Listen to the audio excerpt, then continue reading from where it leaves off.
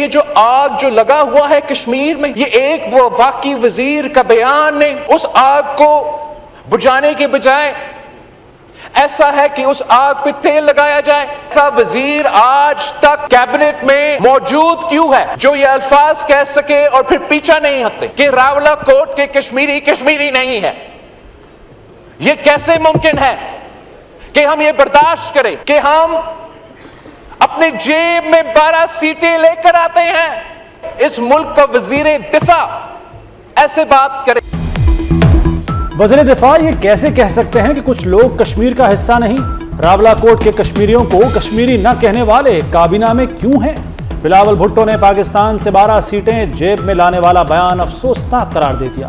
कहा वज़ीर आज़म मसाइल का हल निकालना चाहते हैं। एक वजीर के बयान ने कश्मीर में लगी आग में तेल डाला।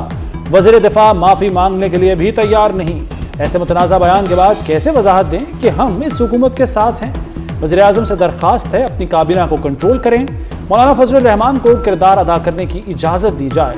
बिलावल भुट्टो का कश्मीर में बहरान का सियासी हल निकालने का मुतालबा।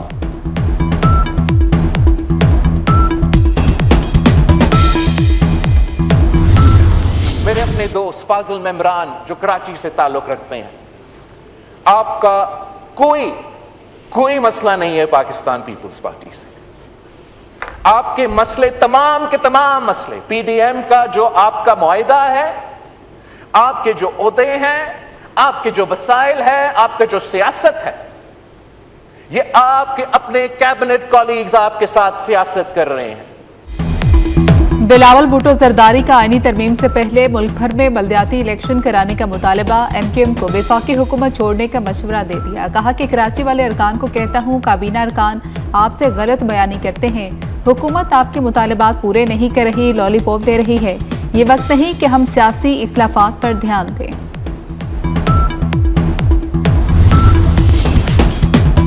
अवामी एक्शन कमेटी ने राब्ता किया और बाकायदा खत भी मौसूल हुआ है। उन्होंने अपना लाहेमल आज देना था, वो नहीं दिया। मौलाना फजलुर रहमान का कौमी असम्बली में इजहार ख्याल। कहा अवामी एक्शन कमेटी के खत को हुकूमत की तरफ भिजवाया, अब तक जवाब नहीं आया। रावलाकोट में बड़ी तादाद में लोग मौजूद हैं। तकरीर की बुनियाद पर तशद्दुद नहीं होना चाहिए, स्पीकर ने कल जज्बाती तकरीर की। हजरत मौलाना ने कश्मीर से मुतल्लक जो बात की है वो इंतहाई अहमियत की हामिल है। हजरत मौलाना ने जिस जज्बे के तहत बात की है, हुकूमत जो है वो वेलकम करेगी। एक्शन कमेटी ने जब वहाँ पे जो है वो इसी तरह से गिराओ जलाओ और तशद्दुद का रास्ता अपनाया, 2 मेन मुतालबात के साथ उन्होंने 38 मुतालबात जो है वो और पेश किए, और उनके तमाम मुतालबात उन सब के ऊपर बैठ के उनके साथ पर बात की। एहतजाज का मकसद आज़ाद कश्मीर के इंतखाबात रुकवाना है। मशीर वज़ीर आज़म राना सनाउल्लाह का मौक़िफ़। कहा कि रावलाकोट में सिर्फ एक मुकाम पर एहतजाज किया जा रहा है। कलअदम तंजीम का मुहाजिरीन की 12 नशिस्तें ख़त्म करने का मुतालबा है। 38 मुतालबात का हिसाब देने के बाद 8 नए मुतालबात पेश किए गए। कोई गिरोह किसी मुल्क के आइन को नहीं बदल सकता। मुहाजिरीन की नशिस्तें ख़त्म करना आज़ाद कश्मीर असम्बली के इस्तेहकाक है। हुकूमत कश्मीर मामले पर मौलाना फजलुर रहमान की सालसी का खैर मकदम करेगी।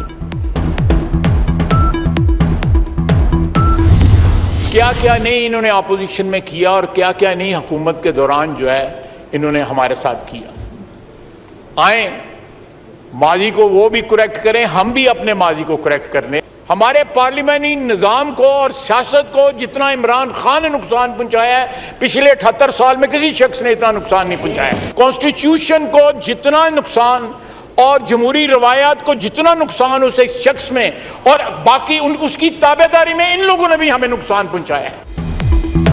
ख्वाजा आसिफ की ओपोजिशन को मिसाक़े जमहूरियत की दावत। कहा आएँ मिसाक़े जमहूरियत करें, आएँ माजी दुरुस्त करें। ओपोजिशन गलतियां भुलाकर मिसाक़े जमहूरियत पर दस्तखत करे। हमसे भी गलतियां हुई, उनसे भी हुई। बानी पीटीआई ने 78 साल में सबसे ज्यादा नुकसान पहुंचाया, उनकी पार्टी में ही जमहूरियत नहीं।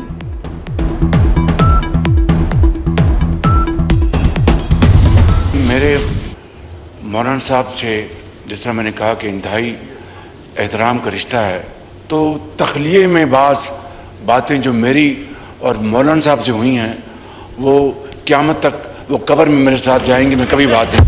सदस्य साहब ने जिस मोहब्बत का इजहार किया है, मैं इस मोहब्बत को वेलकम कहता हूँ, और उन्होंने मुझसे अगर कोई तन्हाई में वैसी बात की है, मैं उनको इजाज़त देता हूँ वो ऐवान के सामने खुलकर रहे। वज़ीर आज़म शहबाज शरीफ और मौलाना फजलुर रहमान के दरमियान दिलचस्प मुकालमा। वज़ीर आज़म ने तन्हाई में मौलाना से क्या गुफ्तगू की, वज़ीर आज़म ने बताया और ना ही मौलाना ने। शहबाज शरीफ ने कहा कि मौलाना से जो उनकी बात हुई है वो उसे कब्र में ले जाएंगे। फजलुर रहमान भी वो बात कभी नहीं बताएंगे। मौलाना ने कहा कि वज़ीर आज़म को इजाज़त देता हूँ वो बात ऐवान को बता दें। शहबाज शरीफ ने वो बात फिर भी ना बताई।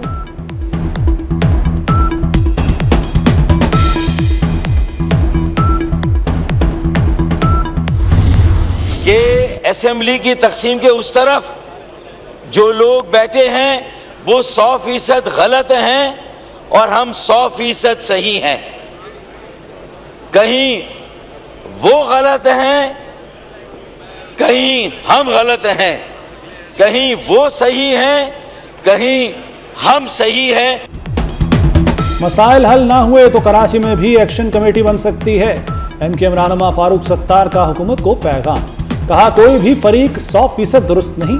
हुकूमत को मुकम्मल तौर पर गलत कहा जा सकता है, ना ही अपोजिशन को मुकम्मल तौर पर सही कहा जा सकता है। दोनों तरफ से गलतियां हुई हैं। आज आप मसाइल को एड्रेस करें, वरना फिर कराची समेत दीगर शहरों से उन्हें वफाक के ज़ेरे इंतज़ाम होने का मुतालबा आएगा।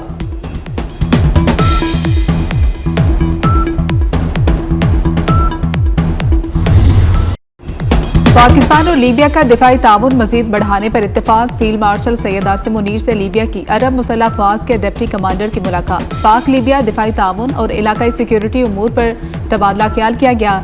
दिफाई ताल्लुकात मजीद मजबूत बनाने और तरबीती ताउन बढ़ाने पर इत्तेफाक किया गया। लेफ्टिनेंट जनरल सदाम हफ्तर को GHQ में गार्ड ऑफ ऑनर पेश किया गया।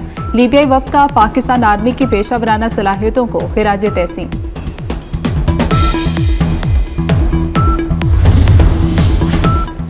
बैनुल-अक़वामी जौहरी तवानाई एजेंसी के मुआयनाकार मुनासिब वक्त पर ईरान पहुंचेंगे। अमरीकी सदर डोनाल्ड ट्रंप का दावा। कहा अगर ईरान इस पर राजी ना होता तो मजीद मुज़ाकरात ना होते। हमने ईरान को घुटनों पर ला खड़ा किया है। ईरान के साथ मुनसिफाना डील की कोशिश कर रहे हैं। ईरान जंग पर वोटिंग पर ट्रंप की कांग्रेस पर शदीद तनकीद। ईरान जंग खत्म करने की करारदाद को बेमानी करार दे दिया। कहा सेनेटर्स ने मेरा काम मजीद मुश्किल बना दिया।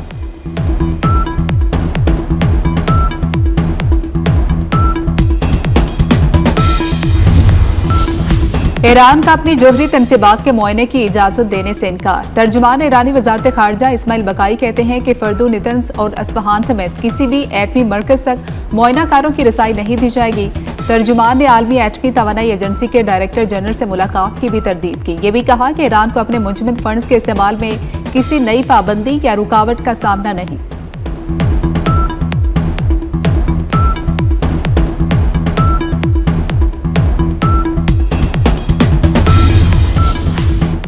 इस्लामाबाद मुफाहमती याददाश्त कौमी असम्बली रिकॉर्ड का हिस्सा बना दी गई। नायब वज़ीर आज़म इसहाक डार ने मुफाहमती याददाश्त कौमी असम्बली इजलास में पेश की। मुफाहमती याददाश्त पर ईरान, अमरीका और पाकिस्तान के दस्तखत मौजूद। ईरान और अमरीका ने एक दूसरे की सालमियत और खुद मुख्तारी के एहतराम पर इत्तफाक किया। हतमी मुआहदे के लिए मुज़ाकरात मुकम्मल करने पर आमादगी जाहिर की।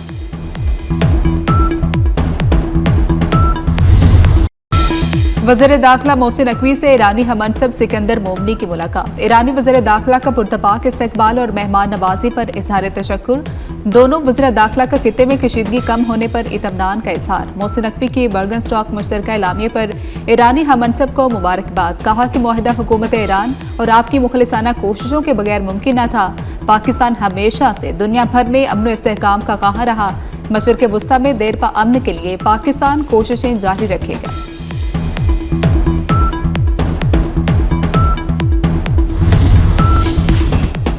फेडरल ग्रांट्स की फराहमी पर सूबों का किरदार लायके तहसीन है।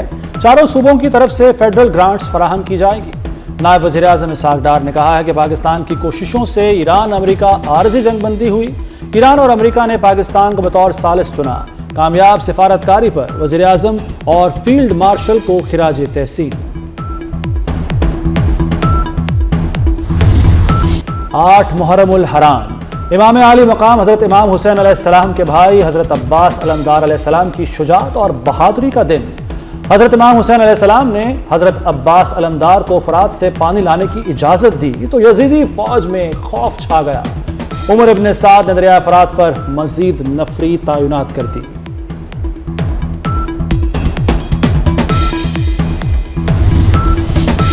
नवासा रसूल सल्लल्लाहु अलैहि वसल्लम हजरत इमाम हुसैन अलैहिस्सलाम और शोहदाए करबला की याद में मुख्तलिफ शहरों में मजालिस अज़ा और जुलूसों का इनेकाद। लाहौर में मुख्तलिफ इमाम बारगाहों से बरामद जुलूस मुकर्रर रास्तों पर गामजन। कराची में 8 मुहर्रमुल हराम का मरकजी जुलूस निस्तर पाक से बरामद।